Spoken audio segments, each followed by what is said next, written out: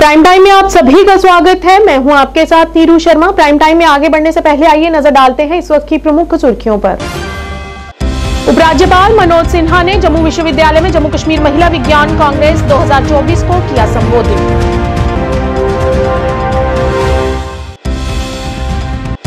डिवकॉम कश्मीर विजय कुमार विदुड़ी ने श्रीनगर में किया कला एवं शिल्प प्रदर्शनी का उद्घाटन। कहा, खेलो इंडिया शीतकालीन खेल 2024 के लिए तैयारियां लगभग पूरी। भाजपा महासचिव सुनील शर्मा ने आज खानमोग क्षेत्र में गांव चलो अभियान का किया उद्घाटन और कई लोगों ने थामा इस दौरान भाजपा का दामन। भाजपा मुख्यालय बारामूला में एक श्रद्धांजलि समारोह का किया गया आयोजन। भारतीय जनसंघ के नेता दीनदयाल उपाध्याय की पुण्यतिथि पर उन्हें दी गई श्रद्धांजलि। कुलगाम में भाजपा द्वारा किया गया एक कार्यकर्ता सम्मेलन का आयोजन। पार्टी अध्यक्ष जम्मू कश्मीर रविंदर रैना सहित कई वरिष्ठ नेता तथा कार्यकर्ता रहे मौजूद।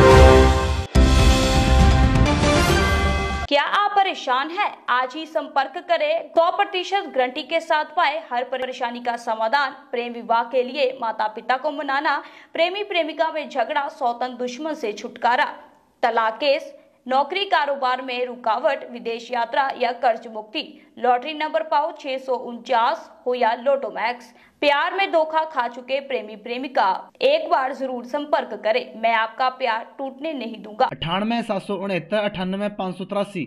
अब समाचार विस्तार से। उपराज्यपाल ने विज्ञान प्रौद्योगिकी और नवाचार में महिलाओं के नेतृत्व पथ को बदलने के लिए जम्मू विश्वविद्यालय द्वारा एक अनूठी पहल जम्मू कश्मीर महिला विज्ञान कांग्रेस 2024 को संबोधित किया। उन्होंने विज्ञान प्रौद्योगिकी और अनुसंधान में महिलाओं की भागीदारी की सराहना करते हुए कहा कि ये प्रयास भारत को एक वैश्विक नवाचार पावर हाउस के रूप में बना सकता है और कहा कि हमें महिला वैज्ञानिकों और तकनीकी नेताओं पर गर्व है। अंतरिक्ष से आर्टिफिशियल इंटेलिजेंस तक, उद्यमिता से स्वास्थ्य सेवा तक, शिक्षा से नवाचार तक, कृषि से अनुसंधान तक, नारी शक्ति बाधाओं को तोड़ रही है और नई पीढ़ी को प्रेरित कर रही है। उपराज्यपाल ने कहा कि जम्मू कश्मीर में महिलाओं के नेतृत्व वाला विकास हमारा मुख्य उद्देश्य है। इस लक्ष्य को हासिल करना हमारी सामूहिक जिम्मेदारी है। प्रोफेसर अंजू भसीन जी,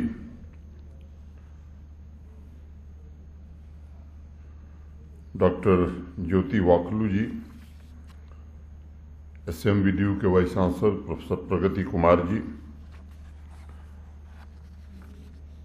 इस सभागार में उपस्थित जम्मू यूनिवर्सिटी के सभी senior professors, women scientist, innovators, students, देवियों, सज्जनों और मित्रों, 1 फरवरी को देश की संसद में 2024-25 का इंटरिम बजट प्रस्तुत करते हुए देश की वित्त मंत्री श्रीमती निर्मला सीतारमण जी ने 2 महत्वपूर्ण तथ्य देश के सामने रखे थे। पहला, साइंस, टेक्नोलॉजी, इंजीनियरिंग तथा मैथमेटिक्स यानी स्टेम कोर्सेस में देश की महिलाओं की हिस्सेदारी 43% हो गई है, जो पूरी दुनिया में सबसे अधिक है। अगर विश्व के अन्य शक्तिशाली देशों से हम तुलना करें तो अमेरिका में स्टेम एजुकेशन में महिलाओं की जो हिस्सेदारी है वो 34% है, ऑस्ट्रेलिया में 32.1% है, जर्मनी में 27.6% है। पार्लियामेंट के फ्लोर पर वित्त मंत्री जी ने दूसरा तथ्य रखा कि मोदी सरकार द्वारा 30 करोड़ विमेन एंटरप्रेन्योर्स को मुद्रा योजना से जोड़ा गया है। ये 2 तथ्य ऐसे हैं जो वर्ष 2024 के शुरुआती 2 महीने की सबसे बड़ी खबर मैं इसे मानता हूं। वित्त मंत्री जी ने एक तीसरी घोषणा भी की जिस पर आपका ध्यान गया होगा और मुझे लगता है कि ये भविष्य की सबसे बड़ी खबर बनने वाली है। उन्होंने पार्लियामेंट के माध्यम से देश को बताया कि 1 लाख करोड़ रुपए का फंड भारत सरकार ने स्थापित किया है जो रिसर्च, इनोवेशन तथा डीप टेक टेक्नोलॉजी के सेक्टर में भारत की आत्मनिर्भरता सुनिश्चित करेगा। आज मुझे वाकई कहते हुए ये प्रसन्नता है कि अनुभूति हो रही है कि नारी शक्ति ने अपने टैलेंट तथा अपने सामर्थ्य से साइंस टेक्नोलॉजी में अग्रणी स्थान हासिल करके फिर से भारत माता का सर गर्व से ऊंचा किया है। मैं समझता हूं कि जिस देश ने लंबे समय तक गुलामी का दंश झेला हो, जिस देश के मनोबल को ब्रिटिश शासकों ने तोड़ने का कोई कोर कसर न छोड़ा हो, आज उसी राष्ट्र में यह आंकड़ा पूरे भारतीय समाज को गौरवान्वित करता है। डिवकॉम कश्मीर ने आज श्रीनगर में कला एवं शिल्प प्रदर्शनी का उद्घाटन किया। इस मौके पर उन्होंने यहां पर लगी हुई प्रदर्शनी का जायजा लिया और उसकी प्रशंसा भी की। वहीं इस दौरान उन्होंने कहा कि खेलो इंडिया विंटर गेम्स 2024 की तैयारियां जारी हैं और जो इस माह में शुरू हो जाएंगे।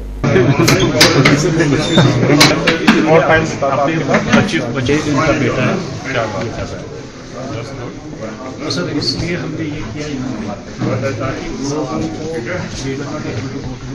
तो आप देख रहे हैं हमारे पद्मश्री डार साहब हमारे साथ मौजूद हैं और मैं खुश हूं इस बात पे कि ना केवल इनके काम को सराहा गया है बल्कि even government of India highest level पे इसको रिकॉग्नाइज भी किया जा रहा है। तो जैसा हम मानते हैं कि हमें इस आर्ट एंड क्राफ्ट को और आगे लेके जाना है, तो उसको देखते हुए यहाँ पे प्रदर्शनी जो है आपके लिए एग्जीबिशन लगाई गई है। तो आपके माध्यम से आप इसको ज्यादा से ज्यादा दिखाएं। और इससे ज्यादा खुशी की बात यह है कि इन्होंने अपने बेटे को भी ये काम में वो बहुत मेहनत से और खुश होकर ये काम कर रहा है ताकि ये आर्ट जो है हमारी आगे बढ़ती रहे। आपके माध्यम से रिक्वेस्ट ये रहेगी ज्यादा से ज्यादा लोगों को आप बोलिए, बताइए, जिससे कि वो आके देखें और हमारी जो परंपरा है उसको और आगे लेके बढ़ाएं। हमारे साथ स्टेट अवार्डी भी है जिन्होंने पेपर मैशी में इस बार 26 जनवरी को इनको अवार्ड मिला था।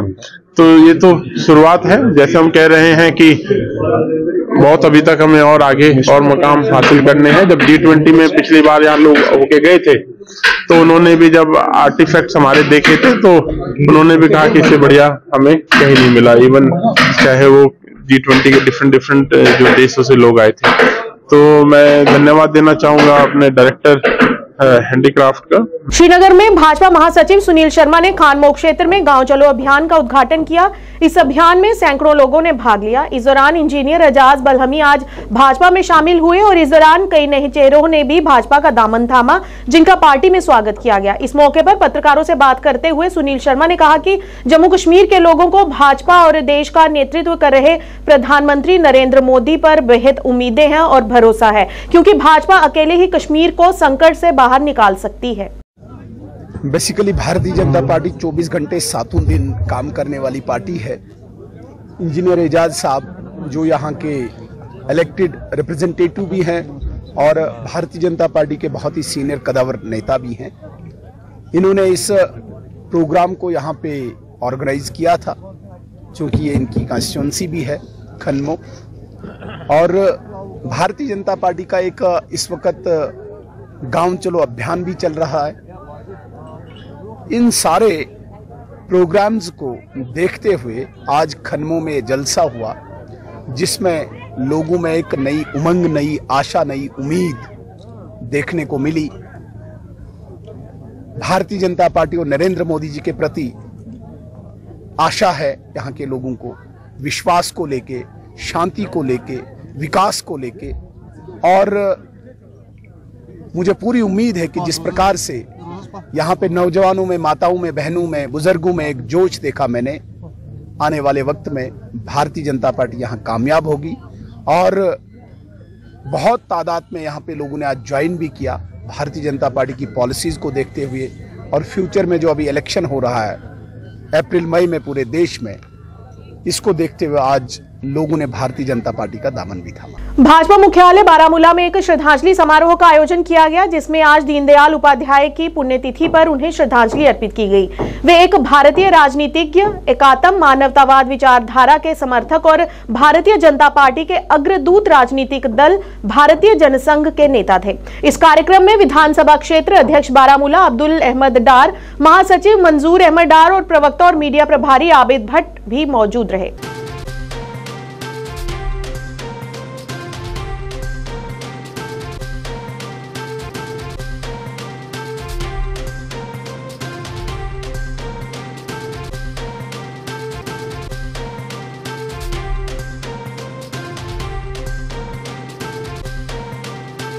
भाजपा कुलगाम द्वारा आज टाउन हॉल कुलगाम में कार्यकर्ता सम्मेलन का आयोजन किया गया। इस अवसर पर पार्टी अध्यक्ष जम्मू कश्मीर रविंद्र रैना, पार्टी प्रभारी कश्मीर रफीक अहमद गनी, निर्वाचन क्षेत्र प्रभारी कुलगाम नजीर अहमद गनी, जिला अध्यक्ष कुलगाम जुबेर अहमद गनी और अन्य नेता और कार्यकर्ता मौजूद रहे। पाकिस्तान चुनाव के संबंध में मीडिया से बात करते हुए रविंद्र रैना ने कहा कि ऐसा लगता है कि वहां आम लोगों के लोकतांत्रिक अधिकारों की हत्या कर दी गई है। उन्होंने आगे कहा कि मुझे उम्मीद है कि पाकिस्तान के लोग जो अपनी सरकार खुद चुनना चाहते हैं, उनके लोकतांत्रिक अधिकारों को न्याय मिलना चाहिए। मोदी जी की सरकार के प्रेसिडेंट श्री रविंद्र रैना जी को आज हम वेलकम करते हैं। सब जोरदार तालियां। ऐसा नहीं है, ये गलत प्रोपेगेंडा किया गया। गुजर बकरवाल के मकान कुल्ले आज कोई हाथ नहीं लगा सकता।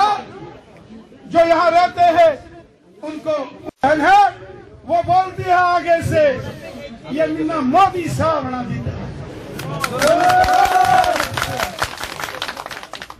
इसी तरह देखिए, पाकिस्तान हमारा हमसाया मुल्क है और वहां भी इलेक्शन हुए, लेकिन जो वहां से खबरें आ रही हैं कि शायद खबरों के मुताबिक पाकिस्तान के अंदर इमरान खान साहब की पार्टी जीत रही थी और बहुत सारे आजाद उम्मीदवार जो इमरान खान साहब की पार्टी के साथ जुड़े थे वो जीत रहे थे, लेकिन अचानक वहां इंटरनेट को बंद कर दिया गया और वहां मीडिया को बैन कर दिया गया। और उसके बाद कुछ और खबर आ रही है कि इंटरनेशनल मीडिया की खबरें हैं, उसके मुताबिक तो मुझे लगता है कि वहां का जमहूरी निजाम जो लोगों ने वोट देकर अपनी हुकूमत चुनना चाही थी, उसको धर्म भरम कर दिया गया है। जम्मू कश्मीर अपनी पार्टी ने बीजबिहाड़ा श्री गुफवारा निर्वाचन क्षेत्र के खीरीपुरा गुरी इलाके में कार्यकर्ता बैठक की। इस अवसर पर बीजबिहाड़ा श्री गुफवारा निर्वाचन क्षेत्र के प्रभारी सैयद तारिक शाहवीरी, जिला अध्यक्ष अपनी पार्टी अनंतनाग अब्दुल रहीम राथर, युवा नेता वीर इसरार और कई गणमान्य व्यक्ति उपस्थित रहे। इस मौके पर स्थानीय लोगों ने सभी नेताओं का तहे दिल से स्वागत किया और कहा कि हमने आज तक कई पार्टियों का समर्थन किया है, लेकिन हर बार उन्होंने हमें नजरअंदाज किया है, किंतु हमें सैयद तारिक शाहवीरी में आशा की किरण दिखाई दे रही है। अब्दुल रहीम राथर ने मीडिया से बात करते हुए कहा कि हमारी पार्टी संसद चुनाव के लिए पूरी तरह तैयार है। पार्टी सही समय पर अनंतनाग राजौरी संसदीय सीट के लिए एक अच्छा सक्षम उम्मीदवार तय करेगी।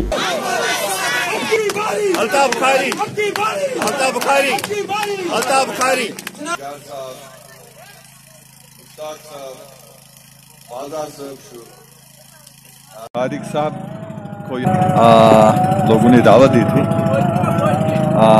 इन्होंने भी आज जो यहाँ इजहार किया कि तारिक साहब हमारे जो भी मसले होते हैं, तारिक साहब उन मसलों को सीरियसली देते हैं और इनके लिए काम 10 साल किसी एरिया को ये जमहूरियत से महरूम रखेंगे, ये तो ज़्यादती है। शर्म की बात यह है कि अब सुप्रीम कोर्ट को आना पड़ा सामने और सुप्रीम कोर्ट को डायरेक्शन इशू करनी पड़ी गवर्नमेंट को कि आप जल्दी से इलेक्शन करा दीजिए। अच्छा ये होता है कि बीजेपी की गवर्नमेंट उस ये जो डेडलाइन है उसका इंतजार न कर दे, बल्कि ये जो पार्लियामेंट के इलेक्शन है इसी के साथ असेंबली के इलेक्शन पार्लियामानी देखिए पार्टी का वो बैठेगा, बोर्ड बैठेगा, डिसाइड करेगा। उम्मीद है शायद 8-10 दिनों में फैसला आ जाएगा। साथ देखिए एक चीज़ मैं बता दूंगा, उसके साथ लोग बड़ी तेजी से जुड़ रहे हैं और उम्मीद है कि जो आगे आप रिजल्ट्स देखेंगे, रिजल्ट्स इंशाल्लाह बहुत अच्छे होंगे। हमने कभी इस चीज़ की तनकीद नहीं की, अगर कोई किसी पार्टी में जाता है तो हम तनकीद करने वालों में से नहीं हैं, लेकिन अगर कोई हमारी पार्टी में आता है तो हम क्यों ना उसको वेलकम करें। और फिर जब आप मुल्क की इसकी सालिमियत पर यकीन रखते हैं तो क्यों कर आप किसी को एतराज़ कर सकते हैं और वो पार्टी नहीं ज्वाइन कर सकते हैं। क्या आपका हमारी तो कोशिश है कि यहाँ अमन अमान कायम हो और यहाँ की डेवलपमेंट में हर कोई साझेदार बने, हर कोई अपना हिस्सा अदा करे। अच्छी बात है, वो should welcome it. Bharatiya Janata party की तरफ से देश भर में शुरू किए गए गांव चलो अभियान के तहत भाजपा की तरफ से कस्बे की वार्ड नंबर 1 में लगभग पोलिंग बूथ पर इस अभियान को चलाया गया और पार्टी के उन पुराने कार्यकर्ताओं को भी सम्मानित किया गया जिन्होंने पार्टी को मजबूत करने में अपना भरपूर योगदान दिया है। भारतीय जनता पार्टी के राष्ट्रीय सचिव डॉक्टर नरेंद्र सिंह की अध्यक्षता में चलाए गए इस अभियान के दौरान पार्टी के पुराने कार्यकर्ता ओम प्रकाश चाचू, ओम प्रकाश अडवाणी, कुलदीप गुप्ता के साथ साथ 2 दर्जन के करीब पार्टी कार्यकर्ताओं को सम्मानित किया गया।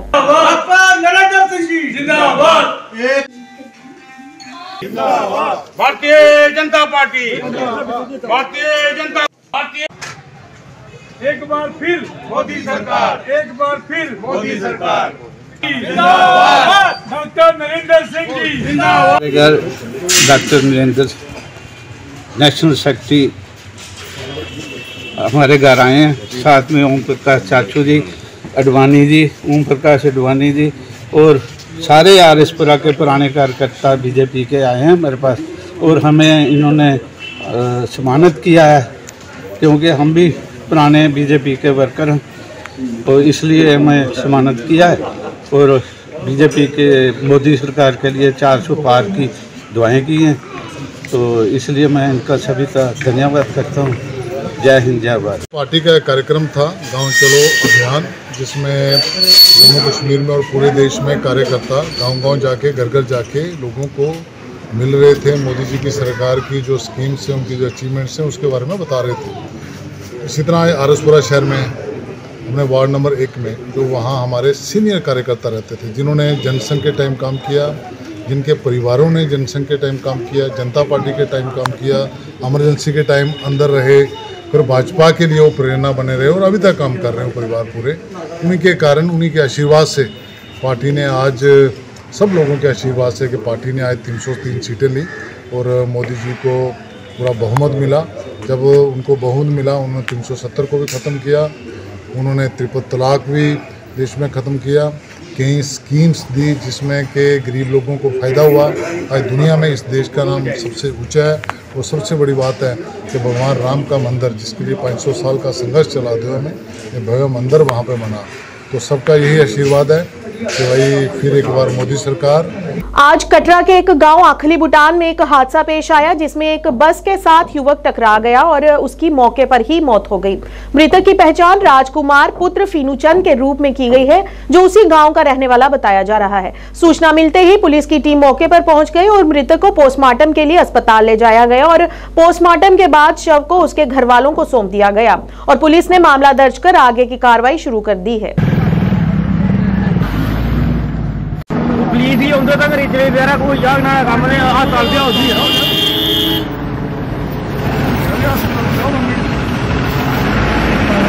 एक स्वागत योग्य घटनाक्रम में हायर सेकेंडरी स्कूल मोहरी गुरसाई में लंबे समय से चल रहा जल संकट पिछले 2 महीनों से जारी रहने के बाद आखिरकार समाप्त हो गया है, जिसके लिए संस्थान के छात्रों और कर्मचारियों ने राहत की सांस ली और इसके लिए उन्होंने जिला विकास आयुक्त पुंछ और पीएचई विभाग का शुक्रिया अदा किया। और साथ ही जब हमारे संवाददाता ने छात्रों से बात की तो उन्होंने स्कूल के बुनियादी ढांचे से लेकर उनकी पढ़ाई में आ रही कई प्रकार की बाधाओं का भी जिक्र किया। उन्होंने बताया कि जल संकट के सफल समाधान के बावजूद हायर सेकेंडरी स्कूल मोहरी गुरसाई अन्य गंभीर मुद्दों से जूझ रहा है। संस्थान को व्याख्याताओं की भारी कमी का सामना करना पड़ रहा है। अंग्रेजी, वनस्पति विज्ञान, शिक्षा, भौतिकी और हिंदी में पद खाली हैं। शिक्षण स्टाफ की ये कमी इन विषयों में उत्कृष्टता प्राप्त करने के इच्छुक छात्रों के लिए बड़ी चुनौतियां पैदा कर रही है। इस मौके पर छात्रों ने जम्मू कश्मीर के उपराज्यपाल से अपील करते हुए इन मुद्दों पर तत्काल ध्यान देने की मांग की ताकि उनकी पढ़ाई में उन्हें किसी भी प्रकार की बाधा न आए।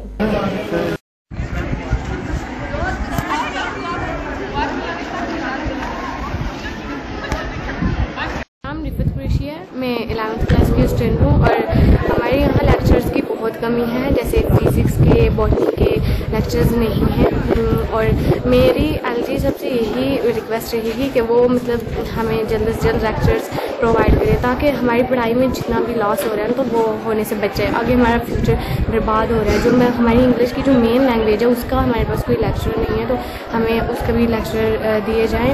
हमारी बस यही मांग रहेगी उनसे कि हमें जल्द से जल्द हमारी ज़रूरतों को पूरा किया जाए ताकि हमारा फ्यूचर ब्राइट हो सके। मेरा नाम सईदा खुशबू जाफरी और मैं 11th मेडिकल की स्टूडेंट हूँ।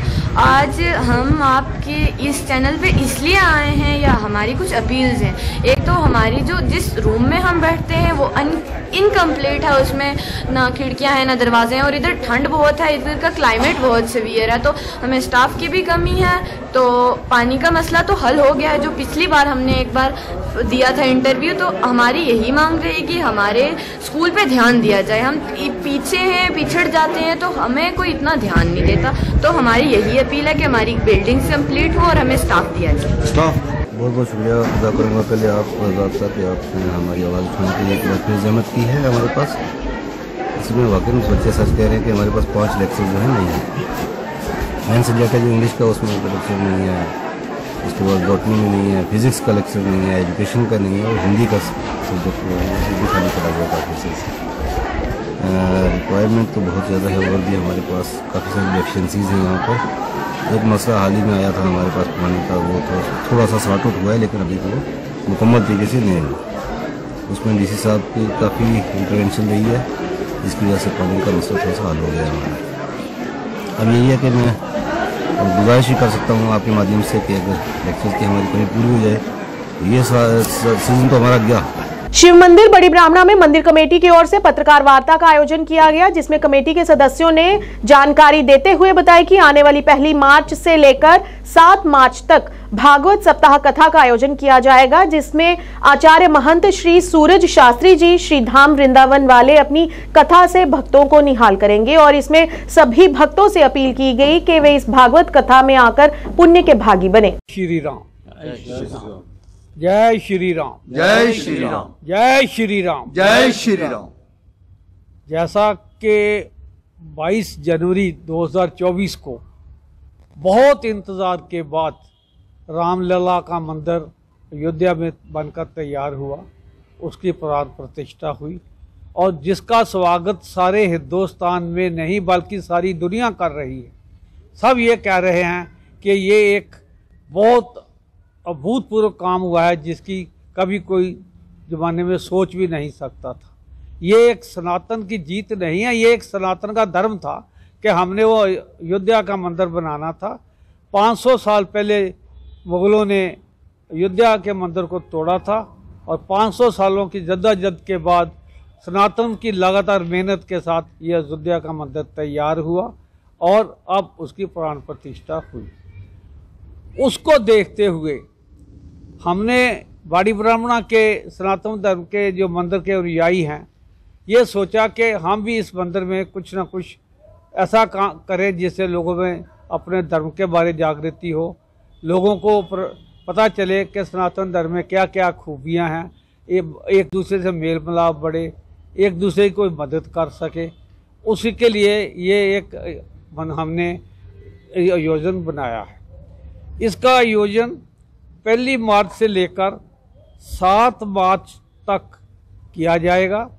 इसका जो सप्ताह करने के लिए आएंगे वो बहुत ही ज्ञानी हैं, आचार्य महंत जी हैं, सूर्य शर्मा जी उनका नाम है, वृंदावन के हैं वो। बाबा लाल दयाल जी के जन्मोत्सव पर आज गांव सियोट में प्रभात फेरी निकाली गई, जिसमें श्रद्धालुओं ने बड़े उत्साह के साथ भाग लिया और आज दोपहर में विशाल भंडारे का भी आयोजन किया गया और साथ ही रात 8 से 12 बजे तक जागरण भी होने जा रहा है, जिसमें सभी भक्तों को यहां पर पहुंचकर बाबा जी का आशीर्वाद लेने की अपील की गई।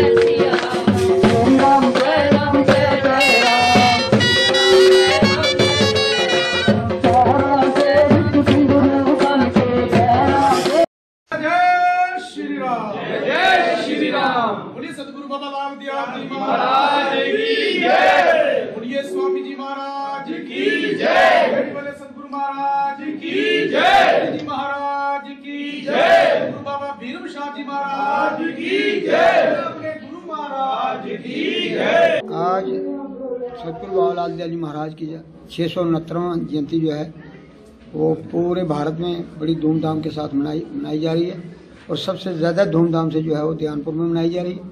उसी की एक कड़ी यहाँ हम भी मना रहे हैं लाल दौरे में। सुबह हमने प्रभात फेरी का सिलसिला रखा था, वो समाप्त हो चुका है। अब दिन को भंडारा है और रात को 12 बजे तक जागरण होगा। जागरण समाप्त होने के बाद गुरु महाराज के जन्म के मौके पर बम पटाखे चलाए जाएंगे, खुशी मनाई जाएगी, ढोल बाजे बजाए जाएंगे और कड़ा प्रसाद जो है सारी संगत को बांट के। माघ मास शुक्ला पक्ष की द्वितीया पर श्री सतगुरु बाबा लाल दयाल जी का जन्मदिन होता है। तो उसी उपलक्ष्य में आज बड़ी धूमधाम के साथ सियोट के लाल द्वारा में सतगुरु बाबा लाल दयाल जी का जन्मदिन बड़े हर्षोल्लास के साथ मनाया जाएगा। जिस तरह से आपको पहले बता दिया गया कि सुबह प्रभात फेरी हुई, अब दिन में भंडारा होगा, बहुत बड़ा भंडारा। उसके उपरांत रात्रि को 8 से लेकर 12 बजे तक सत्संग होगा और उसके बाद जब सत्संग समाप्त होगा तो सदगुरु महाराज जी का जन्मदिन मनाया जाएगा। और जितनी भी संगत है सबने प्रातःकाल आकर के जो योगदान दिया, हम उन सबका धन्यवाद, हृदय से धन्यवाद करते हैं। और जो ये आप सभी देख रहे हैं प्रभु प्रेमी यहाँ पर उपस्थित हैं, सबने बड़ा ही योगदान दिया। और जो संगत भी है वो सभी दिन में भंडारे में आए, रात्रि सत्संग में आए और उसमें सम्मिलित होकर के पुण्य के भागी बने। पारस हेल्थ के जोनल निदेशक डॉक्टर जितेंद्र अरोड़ा ने आज पत्रकार वार्ता कर जानकारी देते हुए बताया कि पारस हेल्थ श्रीनगर के पास डॉक्टर इरफान भट्ट और डॉक्टर बदशीबा अंद्राबी के नेतृत्व में प्रशिक्षित गहन देखभाल विशेषज्ञों की एक बड़ी टीम है और आईसीयू इकाइयों में वरिष्ठ सलाहकार स्तर के डॉक्टरों द्वारा 7 दिन 24 घंटे कवरेज के साथ साथ अन्य विशेषज्ञों की 24 घंटे उपलब्धता है। ये उत्कृष्ट चिकित्सा विशेषज्ञता और बुनियादी ढांचा अब हमें श्रीनगर में ही व्यापक महत्वपूर्ण देखभाल सेवाएं प्रदान करने की अनुमति दे रहा है। जब तक कि आवश्यक ना हो, मरीजों को ऐसे उपचार के लिए दिल्ली, मुंबई या चेन्नई जैसे शहरों की यात्रा नहीं करनी पड़ेगी। Good evening everyone. आप सभी रिपोर्टर दोस्तों का यहाँ आने के लिए बहुत बहुत शुक्रिया, आपने टाइम निकाला। हम यहाँ पे इसलिए इकट्ठे हुए, पहले आपको ये बताना चाहते हैं कि भाई ये क्रिटिकल केयर मेडिसिन क्या चीज़ है और इसके लिए पारस अस्पताल में क्या क्या किया जा रहा है। कुछ ऐसी ब्रांचेज होती हैं मेडिकल साइंस में जो अभी फुली इवॉल्व नहीं है श्रीनगर में, और पारस में वो फुली इवॉल्व है और उसके ऊपर काम हो रहा है और पेशेंट्स को उसके ऊपर बहुत फ़ायदा मिल रहा है। तो पारस जैसे एक बड़ा ऑर्गेनाइजेशन है, हमारे हॉस्पिटल गुड़गांव में है, पंचकुला में है, पटना में है, काफ़ी जगह 8 जगह पे है मिला के। तो हमारे क्रिटिकल केयर के जो एक्सपर्ट्स हैं बाहर से भी आए हैं। तो डॉक्टर नितिन जैन साहब आए हैं गुड़गांव हॉस्पिटल से, डॉक्टर आशीष अरोड़ा जी आए हैं पंचकुला हॉस्पिटल से, फिर हमारी लोकल टीम है डॉक्टर इरफान साहब एंड डॉक्टर शबीबा जो हैं हमारे लोकल श्रीनगर यूनिट को देखते हैं। बेसिकली जैसे हम लोगों ने ऑलरेडी विटनेस किया हुआ है, हर हॉस्पिटल में शॉर्टेज ऑफ आईसीयू बेड्स होते हैं, वेंटिलेटर्स होते हैं। कोविड एरा में हमें इस चीज़ से जूझना पड़ा कि हमारे पास मरीज़ बहुत थे लेकिन आईसीयू बेड्स की कमी थी। आईसीयू बेड्स की कमी गवर्नमेंट सेक्टर में और प्राइवेट सेक्टर में दोनों जगह पर है। अब धीरे धीरे स्लोली और ग्रेजुअली प्राइवेट हॉस्पिटल्स आ रहे हैं जहां पे increase number of ICU beds हैं और वेंटिलेटर इक्विप्ड हैं। तो अब ये है कि हम यहाँ पारस हेल्थ श्रीनगर यूनिट में एक क्रिटिकल केयर मेडिसिन अलग एक ब्रांच है। ये basically all over the world एक रिकॉग्नाइज्ड ब्रांच है जो कि क्रिटिकली इल, बहुत ज़्यादा सिक जो मरीज होते हैं आईसीयू के अंदर एडमिट होते हैं, ये अपने में एक super speciality discipline, super speciality branch है। तो इसमें मरीज अगर सही समय पे हमारे पास आएगा अर्ली आवर्स में, जिसको हम अपनी टर्मिनोलॉजी में गोल्डन आवर बोलते हैं, अगर उस समय मरीज हमारे पास आते हैं तो हम इनका बहुत अच्छा आउटकम निकाल सकते हैं। दूसरा एक बहुत इंपॉर्टेंट पॉइंट मैं टच करना चाहता हूँ, यहाँ जनरल पॉपुलेशन में एक सबसे बड़ा नोशन ये है कि वेंटिलेटर पे मरीज आईसीयू के अंदर है तो इसका मतलब वेंटिलेटर मींस डेथ। ऐसा नहीं है, ये बहुत बड़ा मिथ है। हम लोगों का रोल वहीं से स्टार्ट होता है जहां वेंटिलेटर पे मरीज बहुत ज्यादा सिक होता है, हम वहां से ट्रीटमेंट करना शुरू करते हैं उनका मरीजों का। प्राइम टाइम के आज के इस अंक में इतना ही। नया अंक लेकर फिर हाजिर होंगे, तब तक के लिए दीजिए इजाजत। नमस्कार।